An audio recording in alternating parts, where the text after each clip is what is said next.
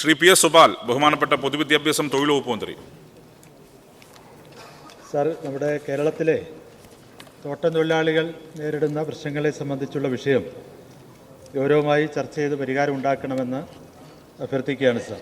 കേരളത്തിൽ ഏകദേശം 3 ലക്ഷത്തോളം വരുന്ന തേയില, റബ്ബർ, കാപ്പി, ഏലം തുടങ്ങിയ തോട്ടം മേഖലയിലെ തൊഴിലാളികളുടെയും അനുബന്ധ ജീവനക്കാരുടെയും നിലവിലെ വേതന കരാറിൻ്റെ കാലാവധി 2025 ഡിസംബർ 31 അവസാനിച്ചിരിക്കുക. എന്നാൽ പുതിയ വേതന കരാറിനെക്കുറിച്ച് ഇതുവരെ ചർച്ചകൾ ആരംഭിച്ചിട്ടില്ല എന്നതിൽ തൊഴിലാളികൾക്ക് ആശങ്കയുണ്ട്. സർ, കേരളത്തിലെ ഏറ്റവും കുറഞ്ഞ വേതനം ലഭിക്കുന്ന വിഭാഗങ്ങളിലൊന്നാണ് തോട്ടം മേഖലയിൽ തൊഴിലെടുക്കുന്ന തൊഴിലാളികളും ജീവനക്കാരും. അത്യന്തം ദുഷ്കരമായ സാഹചര്യങ്ങളിൽ ജോലി ചെയ്യുന്ന ഈ വിഭാഗത്തിൻ്റെ DA നിരക്ക് പോലും 30-ലധികം വർഷങ്ങൾക്ക് മുമ്പ് നിശ്ചയിച്ചതാണ്. തോട്ടം തൊഴിലാളികളുടെയും ജീവനക്കാരുടെയും വേതനവും അനുബന്ധ ആനുകൂല്യങ്ങളും കാലാനുസൃതമായി പരിഷ്കരിച്ച് 1/1/2026 മുതൽ പ്രാബല്യത്തിൽ വരത്തക്ക വിധം ആവശ്യമായ അടിയന്തര നടപടികൾ സ്വീകരിക്കേണ്ടതുണ്ട്. ക്രോപ്പ് വ്യത്യാസമില്ലാതെ വേതനം ഏകീകരിച്ച് അടിസ്ഥാന ശമ്പളം 650 രൂപയായി നിശ്ചയിക്കുകയും DA ഒരു പോയിന്റിന് കുറഞ്ഞത് 10 പൈസയായി വർദ്ധിപ്പിക്കുകയും ചെയ്യേണ്ടതുണ്ട്. 30 വർഷത്തിലധികമായി പുതുക്കാത്ത ഓവർ കിലോ ഇൻസെൻറ്റീവ് കാലാനുസൃതമായി പരിഷ്കരിക്കണം. എല്ലാ ക്രോപ്പുകളിലെയും സർവീസ് വെയിറ്റേജും സ്പെഷ്യൽ കാറ്റഗറി തൊഴിലാളികളുടെ ശമ്പളവും DAയും പുതുക്കി നിശ്ചയിക്കണം. തോട്ടം തൊഴിലാളികൾക്കായി പ്രത്യേക ഭവന നിർമ്മാണ പദ്ധതി നടപ്പിലാക്കുകയും പഴയ ക്വാർട്ടേഴ്സുകളുടെ റിപ്പയറിംഗ് നടത്തുകയും വേണം. തോട്ടങ്ങളിൽ ESI പദ്ധതി നടപ്പിലാക്കി തൊഴിലുടമയുടെ വിഹിതം മാനേജ്മെൻറ്റുകൾ നൽകുന്നത് ഉറപ്പാക്കണം. Job differential, washing allowance, ladder tapping allowance, വഴിക്കാശ്, ബാറ്റ തുടങ്ങിയ അലവൻസുകൾ വർദ്ധിപ്പിക്കണം. സെക്യൂരിറ്റി ജീവനക്കാർ, വാച്ചർമാർ എന്നിവരെ മാസ ശമ്പളക്കാരാക്കണം. എല്ലാ വിഭാഗം തൊഴിലാളികൾക്കും യൂണിഫോം നൽകുകയും വെതർ പ്രൊട്ടക്റ്റീവ് അലവൻസ് 500 രൂപയായി വർദ്ധിപ്പിക്കുന്നതിനാവശ്യമായിട്ടുള്ള നടപടികൾ സ്വീകരിക്കുകയും വേണം. സർ, രാത്രി ഷിഫ്റ്റ് അലവൻസ്, തേയില തൊഴിലാളികൾക്ക് മാസത്തിൽ 1 കിലോ തേയില സൗജന്യമായി നൽകൽ തുടങ്ങിയ ആനുകൂല്യങ്ങൾ അനുവദിക്കണം. EPF ഹയർ ഓപ്ഷൻ വ്യവസ്ഥ പുനഃസ്ഥാപിക്കുകയും ഉയർന്ന തസ്തികകൾ കുറഞ്ഞത് 50% വനിതാ നിയമനം ഉറപ്പാക്കുകയും വേണം. സർ, വന്യജീവി ആക്രമണങ്ങളുമായി ബന്ധപ്പെട്ട് തോട്ടം മേഖലയിൽ പണിയെടുക്കുന്ന തൊഴിലാളികൾ കടുത്ത ഭീഷണി നേരിടുകയാണ്. സർ, ഒരുപാട് തോട്ടം തൊഴിലാളികൾ ദാരുണമായി മരണപ്പെടുന്ന സാഹചര്യം ഉണ്ടായിട്ടുണ്ട്. ഭീതിയോടെ ആളുകൾ കഴിയുകയാണ്. സർ, അതുകൊണ്ട് വന്യജീവി ആക്രമണങ്ങളുമായി ബന്ധപ്പെട്ട് തൊഴിലാളികൾക്ക് സംരക്ഷണം ഉറപ്പാക്കുന്നതിനാവശ്യമായിട്ടുള്ള നടപടികൾ സ്വീകരിക്കേണ്ടതുണ്ട്. സർ, മേൽപ്പറഞ്ഞ ആവശ്യങ്ങൾ തോട്ടം മേഖലയിലെ തൊഴിലാളികളുടെ സാമൂഹ്യ സാമ്പത്തിക സുരക്ഷ ഉറപ്പാക്കുന്നതിന് അത്യന്താപേക്ഷിതമാണെന്ന് അങ്ങയുടെ ശ്രദ്ധയിൽപ്പെടുത്തുന്നു. വിഷയത്തിൽ അടിയന്തരമായിട്ടുള്ള നടപടികൾ സ്വീകരിക്കണമെന്ന് അഭ്യർത്ഥിക്കുന്നു. ബഹുമാനപ്പെട്ട പൊതുവിദ്യാഭ്യാസം തൊഴിൽ വകുപ്പ് മന്ത്രി. സാർ, സംസ്ഥാനത്തെ തോട്ടം തൊഴിലാളികളുടെ മിനിമം കൂലി പുനർനിർണയിച്ചുകൊണ്ട് 2025 ആഗസ്റ്റ് മാസം 8 സർക്കാർ ഉത്തരവ് പ്രകാരം സർക്കാർ മിനിമം വേതന നോട്ടിഫിക്കേഷൻ പ്രസിദ്ധീകരിച്ചിട്ടുള്ളതും സേവന വേതന വ്യവസ്ഥകൾക്ക് 2023 ജനുവരി മാസം 1 മുതൽ മുൻകാല പ്രാബല്യം നൽകിയിട്ടുള്ള നോട്ടിഫിക്കേഷൻ്റെ കാലാവധി 2025 ഡിസംബർ മാസം 31 അവസാനിച്ചിട്ടുള്ളതുമാണ്. പ്രസ്തുത നോട്ടിഫിക്കേഷൻ്റെ കാലാവധി അവസാനിക്കുന്നതിന് മുമ്പായി തന്നെ 2025 ഏപ്രിൽ മാസം 7 ലേബർ കമ്മീഷനുടെ അധ്യക്ഷതയിൽ നടന്ന പ്ലാന്റേഷൻ ലേബർ കമ്മിറ്റി യോഗത്തിൽ തോട്ടം മേഖലയിലെ തൊഴിലാളികളുടെ സേവന വേതന വ്യവസ്ഥ പുതുക്കുന്ന വിഷയം ചർച്ച ചെയ്യുന്നതിനായി എൻ്റെ അധ്യക്ഷതയിൽ 2023 ജൂൺ മാസം 2 നടന്ന പ്ലാന്റേഷൻ ലേബർ കമ്മിറ്റി യോഗം തീരുമാനപ്രകാരമുള്ള അടിസ്ഥാന ശമ്പള വർധനവ് മാത്രമാണ് നോട്ടിഫിക്കേഷനിലൂടെ നിലവിൽ വന്നിട്ടുള്ളതെന്നും മറ്റ് വിഷയങ്ങളായ തൊഴിലാളികളുടെ DA പോയിൻ്റ്, വാല്യൂ, സൂപ്പർവൈസർമാരുടെ ശമ്പളം എന്നിങ്ങനെ നിരവധി വിഷയങ്ങൾ സംബന്ധിച്ച് തുടർ ചർച്ചകൾ ഒന്നും നടന്നിട്ടില്ല എന്നും നിലവിലുള്ള പ്രാഥമിക വിജ്ഞാപനത്തിൻ്റെ കാലാവധി 2025 ഡിസംബർ മാസം 31 അവസാനിക്കുന്നതിനാൽ മിനിമം വേതന വിജ്ഞാപനത്തിൽ ഉൾപ്പെടുത്തേണ്ടതായ മറ്റ് വിഷയങ്ങൾ ചർച്ചയിലൂടെ പരിഹരിക്കപ്പെടേണ്ടതാണെന്നും തൊഴിലാളി പ്രതിനിധികൾ വ്യക്തമാക്കിയിരുന്നു. തുടർന്ന് പ്രസ്തുത വിഷയങ്ങൾ സംബന്ധിച്ച് വിവിധ തൊഴിലാളി പ്രതിനിധികൾ ഡിമാൻഡുകൾ ലഭ്യമാക്കുകയും അതിൻ്റെ അടിസ്ഥാനത്തിൽ 2025 ആഗസ്റ്റ് മാസം 20 പ്ലാന്റേഷൻ ലേബർ കമ്മിറ്റി യോഗം വിളിച്ചു ചേർത്ത് തൊഴിലാളികളുടെ ക്ഷാമബത്ത ഉൾപ്പെടെയുള്ള അനുബന്ധ ആനുകൂല്യങ്ങൾ വിഷയങ്ങളിൽ 2025 ആഗസ്റ്റ് മാസം 20 പ്ലാന്റേഷൻ ലേബർ കമ്മിറ്റി യോഗം ക്രമീകരിച്ചുകൊണ്ട് തുടർ ചർച്ച നടത്തുകയുണ്ടായി.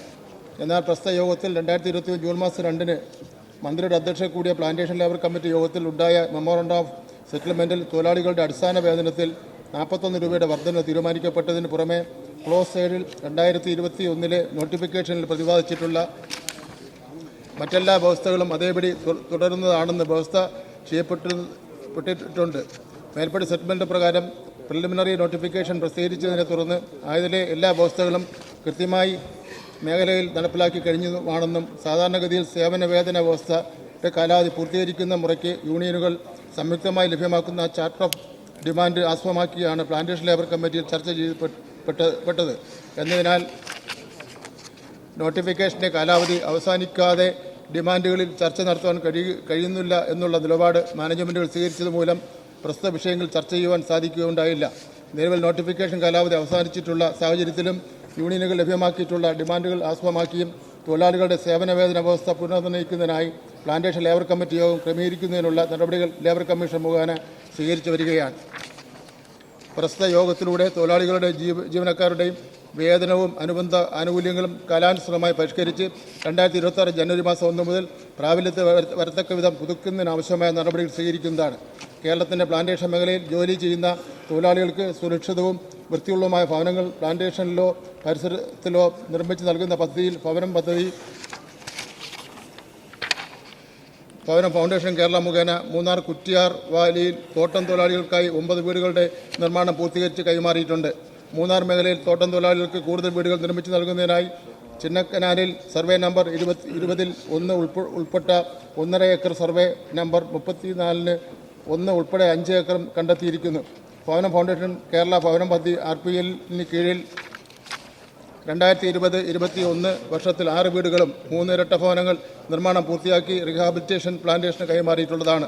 നിലവിൽ പൂട്ടിക്കിടക്കുന്ന തോട്ടങ്ങളായ ബോണക്കാട് എസ്റ്റേറ്റ്, പീരുമേട് എസ്റ്റേറ്റ് എന്നിവിടങ്ങളിലെ ലയങ്ങളുടെ പുനരുദ്ധാരണ പ്രവർത്തനങ്ങൾ തൊഴിൽ വകുപ്പ് മുഖേന നടത്തി വരുന്നുണ്ട്. പ്ലാന്റേഷൻ റിലീഫ് ഫണ്ട് കമ്മിറ്റിയുടെ SBI അക്കൗണ്ടിൽ കാലാവധി കഴിഞ്ഞിട്ടും തിരിച്ചടയ്ക്കാതെ സൂക്ഷിച്ചിട്ടുള്ള 2,65,00,000 രൂപയിൽ നിന്നും 1,99,83,704 രൂപ ചെലവാക്കി നിർമ്മിതി കേന്ദ്രം വഴി BA 1 ഡിവിഷൻ, BA 2 ഡിവിഷൻ എന്നീ ലയങ്ങളുടെ പുനരുദ്ധാരണ പ്രവർത്തനങ്ങൾ സർക്കാർ നിഷ്കർഷിച്ചിട്ടുള്ള നിബന്ധനകൾക്ക് വിധേയമായി നടത്തുന്നതിന് ലേബർ കമ്മീഷണർക്ക് അനുമതി നൽകി ഉത്തരവായിരുന്നു. കൂടാതെ ബോണക്കാട് എസ്റ്റേറ്റ് 50 യൂണിറ്റുകൾ ഉൾപ്പെടുന്ന GB ഡിവിഷൻ, 30 യൂണിറ്റുകൾ ഉൾപ്പെടുന്ന ടോപ്പ് ഡിവിഷൻ എന്നീ ലയങ്ങളുടെയും പുനരുദ്ധാരണ പ്രവർത്തനങ്ങൾ നിർമ്മിതി കേന്ദ്രം വഴി നടത്തുന്നതിനായി സമർപ്പിച്ച പദ്ധതി അംഗീകരിച്ചുകൊണ്ട് പ്ലാന്റേഷൻ ഡയറക്ടറിൻ്റെ അധിക ധനാനുമതിയോടെ അനുവദിച്ചിട്ടുള്ള തുകയിൽ നിന്നും 1,99,93,200 രൂപയുടെ ഭരണാനുമതി സർക്കാർ ഉപാധികളോടെ നൽകി ഉത്തരവായിരുന്നു. പ്രസ്തുത ഉത്തരവുകൾ പ്രകാരം ജില്ലാ നിർമ്മിതി കേന്ദ്രം മുഖേന പ്രവർത്തനങ്ങൾ BA 1 ഡിവിഷനിലെ 10 ലയങ്ങളിൽ 9 ലയത്തിൻ്റെയും BA 2 ഡിവിഷനിൽ 13 ലയങ്ങളുടെയും റൂഫിംഗ് വർക്ക് പൂർത്തിയാക്കിയിട്ടുള്ളതും GB ഡിവിഷനിലെ 13 ലയങ്ങളിൽ 11 ലയങ്ങളുടെയും ടോപ്പ് ഡിവിഷനിലെ 7 ലയങ്ങളിൽ 3 ലയങ്ങളുടെയും റൂഫിംഗ് വർക്ക് പൂർത്തീകരിച്ചിട്ടുള്ളതാണ്. കൂടാതെ 2025 ജൂൺ 20 സർക്കാർ ഉത്തരവ് പ്രകാരം ഇടുക്കി ജില്ലയിലെ പീരുമേട് താലൂക്കിൽ പൂട്ടിക്കിടക്കുന്ന തോട്ടങ്ങളിലെ ലയങ്ങൾ അറ്റകുറ്റപ്പണികൾ ചെയ്യുന്നതിനും പുതുതായി നിർമ്മിക്കുന്നതിനുമായി ഭരണാനുമതി നൽകിയിട്ടുള്ളതിനാൽ നിർമ്മാണ പ്രവർത്തനം അനുവദിക്കുന്നതിനുള്ള നടപടികൾ ചീഫ് ഇൻസ്പെക്ടർ ഓഫ് പ്ലാന്റേഷൻ മുഖേന സ്വീകരിച്ചു വരുന്നുണ്ട്. പ്ലാന്റേഷൻ മേഖലയിലെ തൊഴിലാളികളെ 1951 പ്ലാന്റേഷൻ ലേബർ നിയമത്തിൻ്റെ ഉൾപ്പെടുത്തിയിട്ടുള്ളതും ഇതിൻ്റെ അടിസ്ഥാനത്തിൽ പ്രസ്തുത നിയമപ്രകാരം തോട്ടം മേഖലയിലെ തൊഴിലാളികൾക്ക് സമഗ്രമായ സാമൂഹിക സുരക്ഷ ലഭ്യമാക്കുകയും ചെയ്യുന്നുണ്ട്. ESI ആക്ടിലെ വകുപ്പ് 61 പ്രകാരം ഒരാൾക്ക് ESI ആക്ട് പ്രകാരം ആക്ട് പ്രകാരം ഏതെങ്കിലും ഗുണം ലഭിക്കുമ്പോൾ മറ്റേതെങ്കിലും നിയമപ്രകാരം സമാനമായ പരിരക്ഷ സ്വീകരിക്കുന്നത് നിരോധിച്ചിരിക്കുന്നു. കൂടാതെ ESI ആക്ട് സീസൺ ഫാക്ടറിയിൽ ജോലി ചെയ്യുന്ന തൊഴിലാളികൾക്ക് ബാധകമല്ല. അതിനാൽ കേന്ദ്ര തൊഴിൽ മന്ത്രാലയം 1988 ESI ആക്ട് പ്രകാരമുള്ള വ്യവസ്ഥകൾക്ക് അനുസൃതമായി പ്ലാന്റേഷൻ തൊഴിലാളികളെ ESI ആക്ടിൻ്റെ പരിധിയിൽ ഉൾപ്പെടുത്തേണ്ടതില്ല എന്ന നിർദ്ദേശമുള്ളതിനാൽ അതിൻ്റെ അടിസ്ഥാനത്തിൽ സംസ്ഥാനത്തെ പ്ലാന്റേഷൻ തൊഴിലാളികളെ ESIയിൽ നിന്നും ഒഴിവാക്കിയിരുന്നു. തോട്ടം തൊഴിലാളികൾക്കും അവരുടെ കുടുംബങ്ങൾക്കും മെച്ചപ്പെട്ട ആരോഗ്യ സൗകര്യങ്ങൾ നൽകുന്നതിനുള്ള നടപടികൾ സർക്കാരിൻ്റെ സജീവ പരിഗണനയിലുണ്ട്. സാർ, 2026 ജനുവരി 1 പുതുക്കിയ ശമ്പളം നിലവിൽ വരേണ്ടത്. സാർ, PLC യോഗം കൂടി ഇനി അത് സാധ്യമല്ല. സാർ, അതുകൊണ്ട് ഈ അടിയന്തര സാഹചര്യം കണക്കിലെടുത്ത് പിന്നെ ഒരു ഇടക്കാല ആശ്വാസം അവർക്ക് നൽകുന്നതിനാവശ്യമായിട്ടുള്ള നടപടികൾ സ്വീകരിക്കുമോ? അങ്ങും ബഹുമാനപ്പെട്ട വ്യവസായ വകുപ്പ് മന്ത്രിയും ചേർന്നുകൊണ്ട് ഒരു മീറ്റിംഗ് അടിയന്തരമായി ട്രേഡ് യൂണിയൻ നേതാക്കളുടെയും ബന്ധപ്പെട്ടവരുടെയും മീറ്റിംഗ് വിളിച്ചുകൊണ്ട് നിലവിലുള്ള പ്രശ്നങ്ങൾ ചർച്ച ചെയ്ത് അതിന് പരിഹാരം കാണുന്നതിനാവശ്യമായിട്ടുള്ള നടപടികൾ യെസ് മിനിസ്റ്റർ പ്ലീസ്. വ്യവസായ വകുപ്പ് മന്ത്രിയുമായി ആലോചിച്ചുകൊണ്ട് തൊഴിലാളി സംഘടനാ നേതാക്കന്മാരുടെ ഒരു യോഗം നമുക്ക് ചേരാം. ഇടക്കാല ആശ്വാസമായി ഉള്ള ഒരു തുക തൊഴിലാളികൾക്ക് നൽകുന്നതിനെ സംബന്ധിച്ചിടത്തോളം ധനകാര്യ വകുപ്പ് മന്ത്രിയുമായിട്ട് നമുക്ക് ചർച്ച ചെയ്യാം. നമുക്ക് സാമ്പത്തിക സ്ഥിതി സംസ്ഥാനത്തിന് വളരെ മോശമാണ്. എങ്കിൽ തന്നെയും തോട്ടം തൊഴിലാളികളെ സംബന്ധിച്ചിടത്തോളം അവർ പരിഗണിക്കപ്പെടേണ്ട വിഷയം തന്നെയാണുള്ളത്. അപ്പോൾ ഇടക്കാല ആശ്വാസം നൽകുന്നതിനെ സംബന്ധിച്ചിടത്തോളം ബഹുമാനപ്പെട്ട ധനകാര്യ വകുപ്പ് മന്ത്രിയുമായും മുഖ്യമന്ത്രിയുമായും ചർച്ച ചെയ്തുകൊണ്ട് ആവശ്യമായ നടപടി സ്വീകരിക്കും.